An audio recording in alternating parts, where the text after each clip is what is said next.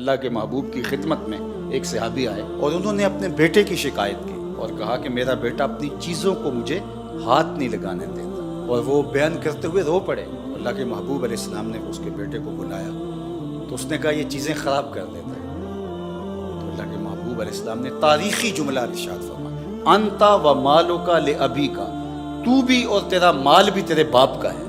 والدین کی خوشنودی کے لیے جو تم خرچ کرو گے، ان کی خدمت میں، ان کے لباس میں، ان کی غذا میں، ان کی رہائشی ضرورت میں جو بھی تم خرچ کرو گے تو اللہ نے اس کو سب سے مقدم رکھا۔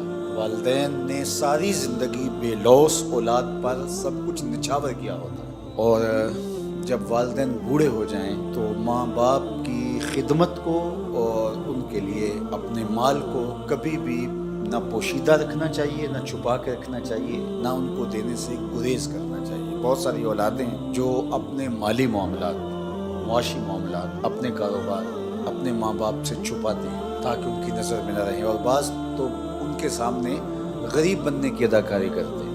ان کے پاس موجود ہو بھی لیکن وہ ان کے سامنے غریب بننے کی اداکاری کرتے ہیں، تو یہ بدترین صورتحال ہوتی ہے۔ ظاہر ہے یہ بھی ایک بخل کی مخفی صورت ہے۔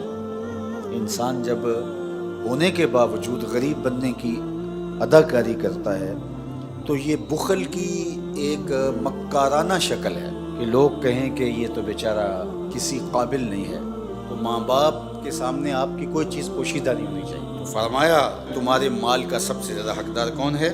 فللوالدین، یہ والدین کے لیے ہے۔ انہوں نے اپنا جگر کاٹ کے تمہیں کھلایا، اپنے کلیجے کی غذا تمہیں فراہم کی۔ والاقربین، اور دوسرا تمہارے قریبی رشتہ دار، اعزاء و اقربا۔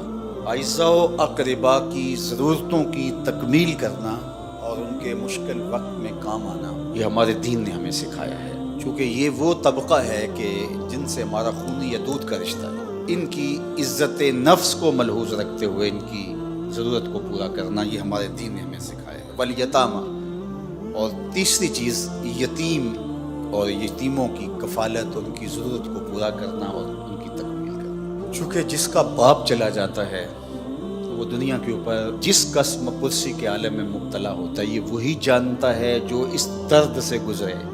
جس نے درد یتیمی سہا نہیں، اس کو یتیمی کے درد کا احساس نہیں ہو سکتا۔ دکھیے دیگل دکھیا جانے، سکھیے نوں کی خبر۔ اور میاں صاحب نے یہاں ایک اور بات کہی، سکھیے دیگل سکھیا سن کے اینا خوش نہ ہوتا، دکھیے دیگل دکھیا سن کے ہنجو پر ہوتا۔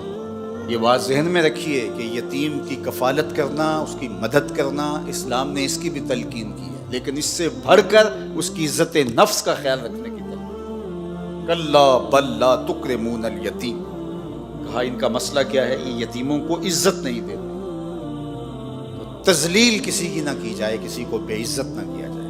تو فرمایا کہ وہ تمہارا جو مال ہے وہ عزت کے ساتھ خرچ کیا جائے یتیم پر۔ فرمایا تمہارا مال تمہارے ماں باپ پہ خرچ ہونا چاہیے، تمہارا مال اقربا پہ خرچ ہونا چاہیے، تمہارا مال یتامى پہ خرچ ہونا چاہیے، والمساکین، اور مسکینوں پہ خرچ ہونا چاہیے، غربا مفلوق الحال، جو نان شبینہ کے لیے ترستے ہیں، تمہاری ہمسائیگی کے اندر، تمہاری گلی کے اندر رہتے ہیں، تو ان کی ضرورتوں کو